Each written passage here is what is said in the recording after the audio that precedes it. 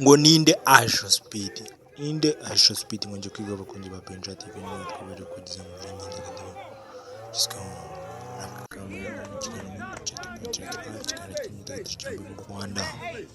Umuhanzi Asho Speed akaba yamaze guseseka mu Rwanda, akaba ari kugenda akora ibikorwa bitandukanye bya live streaming, akaba yaje gusura ingagi kuko mu birunga kubw'umutekano ntabwo yakoreye live streaming. Ubungubu kubibona abageze ajya gukora live streaming, ajya guhura n'abaturage bwa mbere, akaba ageze kuri Rafiki Club ari ajya gukora live streaming. Niba abanje yaje kutekereza muri Stade Amahoro niwe yaje gukorera live streaming, ahura asuhuza abafana arabwira ati iyi stade Afurika irahari. Ni igitangaza kuba hari stade imeze nk'uku nguku, urabona ko ashagawe n'abantu benshi. Uwo ni Asho Speed w'imyaka 20 ari kugenda nyuma yo kuva Zambia, akaba yasesekaye mu Rwanda akataza gukora ibikorwa bya live streaming. Muri kubibona tembeye u Rwanda yakoresheje za drone, abafite ibikoresho bitandukanye kugenda akoresha live streaming.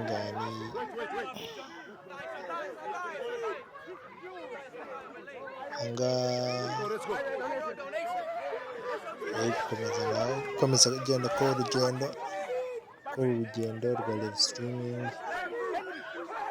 rwo bitandukanye, agenda ahura n'abafana be, abafana be bamushagaye bya danje.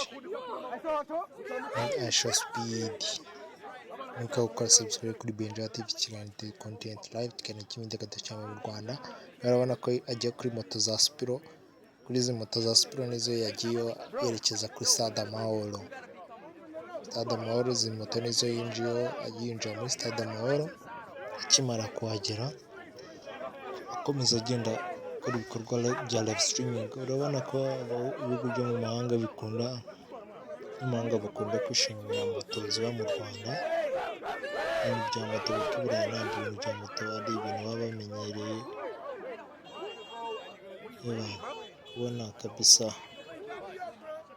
ufite abakunzi benshi streaming Asho Speed. Kakora subscribe kuri Benja TV, tugende tubagezaho amakuru 5 kwa 5. Asho Speed yakoze tuba yageze muri za South Africa, za Mozambique, Zambia, akaba yaravuye, akaba yaraje mu Rwanda ibikorwa bya live streaming. Yahuye na ba Rutambi, kubura moto Rutambi baramutsinze. Byari ibintu byiza, ibintu bigenda bizamura u Rwanda ku ruhando mpuzamahanga. Kabisa deshapo abantu banegosiye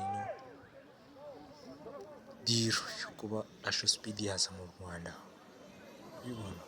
Bibona dore bonso ziwe aho ngaho yaragiye kwerekeza kuri Stade Amahoro. Aha ni kuri Zaria Court, bibona iyi ni inzu ya Zaria Court nayo iri hafi inyuma ya Stade Amahoro. Bahise banyura za Panya kubibona. Ubu ni mubi cyane akameramani abantu bose kugira ngo yinjire muri Stade Amahoro. Asho Speed kigiye Rayon Sports imaze gutsinda y'abagore gutsinda kimwe, Byagagwa yaje gutsinda ibitego 4. Kwibona Asho Speed yakirirwa kuri Stade Amahoro. Tumanuka mu kanya nuko bamuzanyemo kare ndeye kuba bamuzanamo Rayon Sports stade yuzuye agasangamo abafana. Asho Speed America stream imyaka 20 cyane akaba ari umufana wa Cristiano Ronaldo. Kumubona kuri moto za Spiro, gukora subscribe kuri Benja TV kuri 5 kwa 5 agezweho mu Rwanda mu rw'isozi igihumbi. Asho Speed muri kumubona ko yageze mu Rwanda.